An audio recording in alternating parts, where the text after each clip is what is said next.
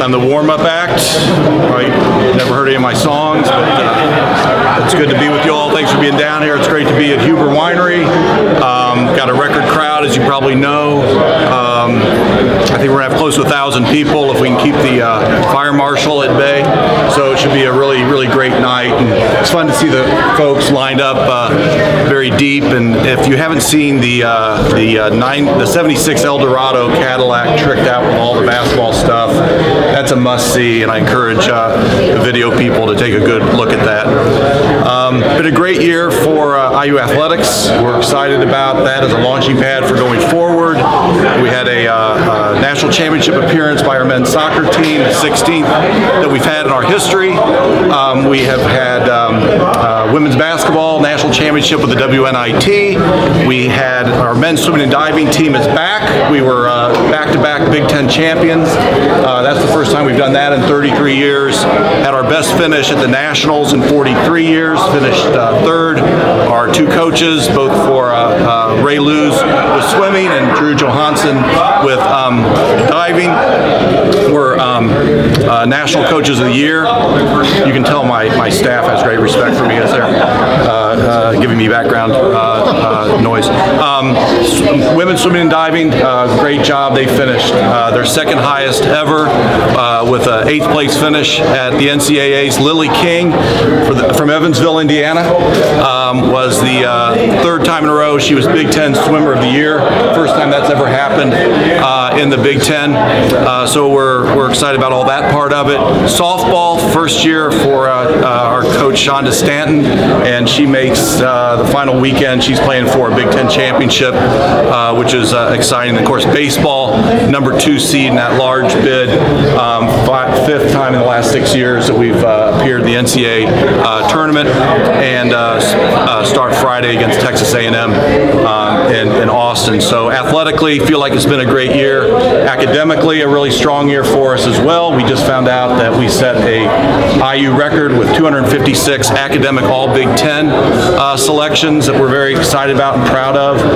Last year we had 68 distinguished scholars, another Indiana University record. We're hoping to maybe outdo that this year. Our GSR, our graduation success rate for our student athletes, 90.6%, above the average in the Big Ten, and a dramatic increase in what it was when I got here in 2011. It was 70%. So we've dramatically increased our graduation success rate piece, which we're very excited about as well. So across the board, it's going well. Of course, tonight's about football and men's basketball.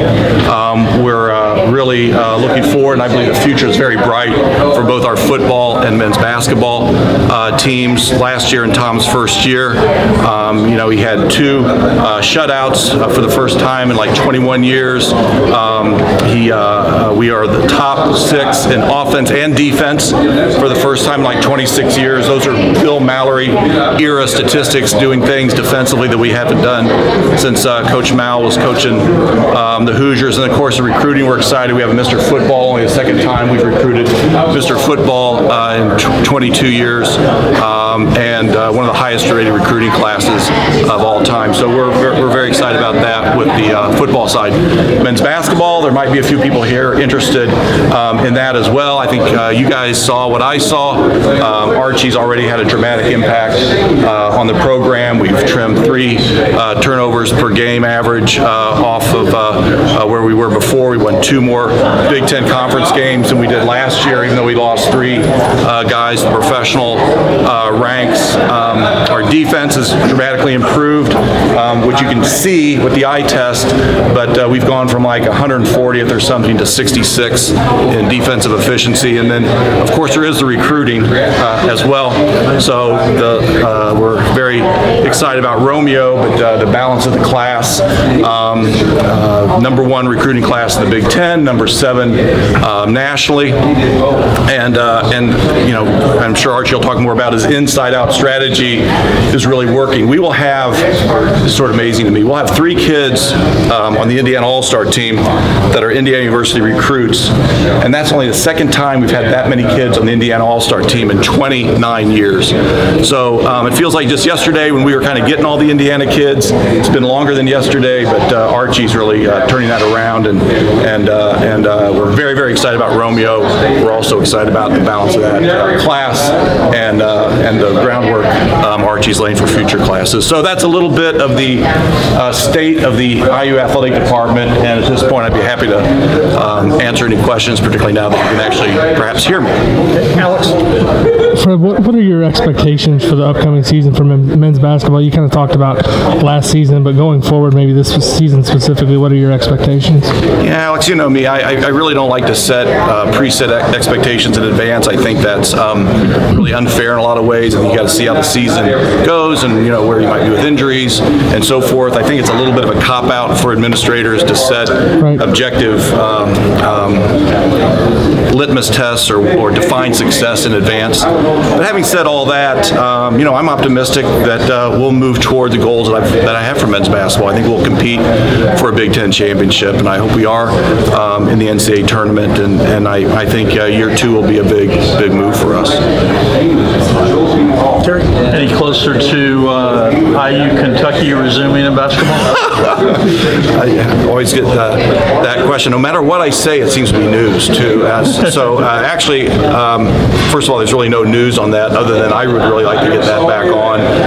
We've had some, very preliminary conversations with Kentucky. Of course, Archie has a great relationship with Coach Calipari, so I'm optimistic that we'll get something worked out. I'm hopeful to get something worked out, but there's nothing to report on that right now. With the Big Ten going to 20 games in conference play, how do you think that changes maybe the strategy for trying to get those marquee non-conference games? Does it make it tougher when the conference is expanding to 20 games?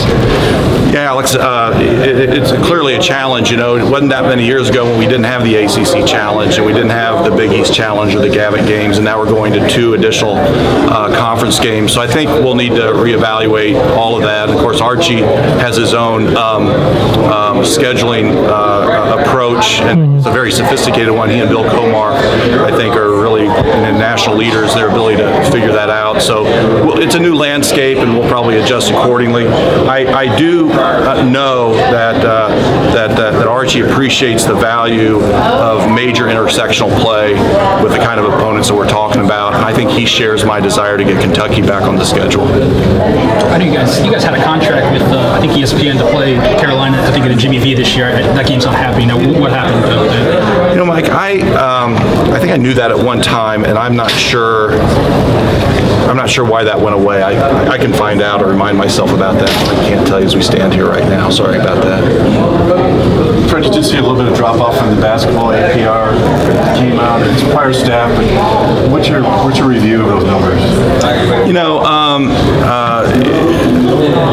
You almost have to have a PhD in APRology to kind of understand all that. But when there's a transition, it's challenging. I think Ohio State maybe was the only team that had a bigger dip than us, and I think a lot of that was due to transition.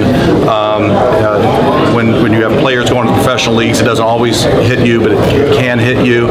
So it's a little bit of the ebb and flow of the evolution of a program. But I think starting with a new coach, and that's not to cast aspersions on the former coach, just that he's on the front end and able to build as opposed to being in a transition point. I think we'll bounce back up. Any tangible reactions from fans that you've heard in terms of the recruiting class and the addition of Fitzner and stuff?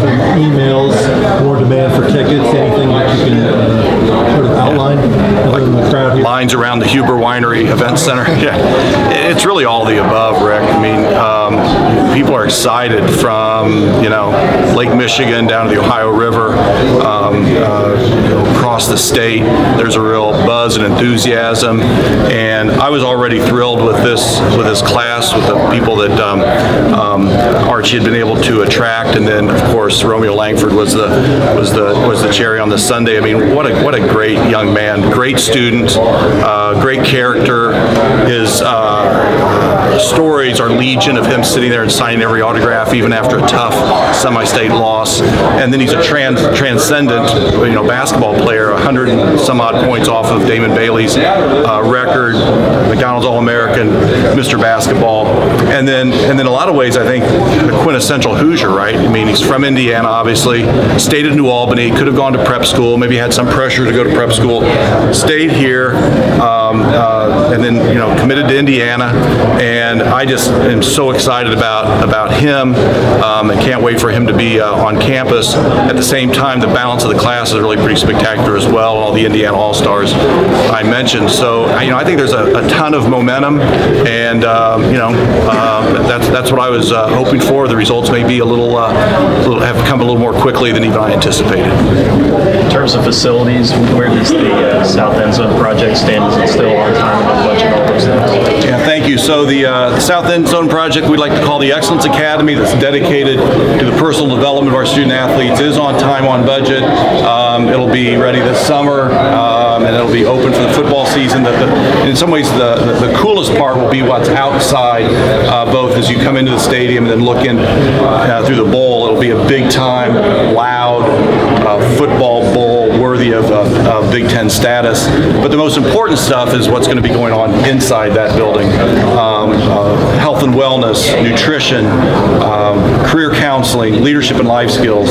So it'll be a great amenity for our student athletes. The golf course is underway, and we're excited that that'll open in the spring of 2019. And then Wilkinson Hall, our new venue for volleyball and wrestling, will be open this winter.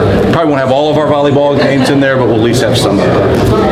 Okay, we got to keep on a tight schedule. We got to pack one more. Just curious if you had a chance to look at the Rice Commission on college basketball, the recommendations, if you had any opinion on. I know there was a lot to get through there, and just curious if you had a chance to study it and had any thoughts on it. Yeah, I've reviewed those in detail. I've shared my recommendations with President McRobbie. We're supportive of all the recommendations. I think those make sense. I also think the deference the Rice Commission report paid on name, image, and likeness to wait for some of the litigation to get done was a little misunderstood. I think they are supportive of moving in that direction, and I am as well. So hopefully that'll come over time. But I think the recommendations they made all make sense, and there'll be a devil in the details on a few of those, like the impact of players coming back from being drafted.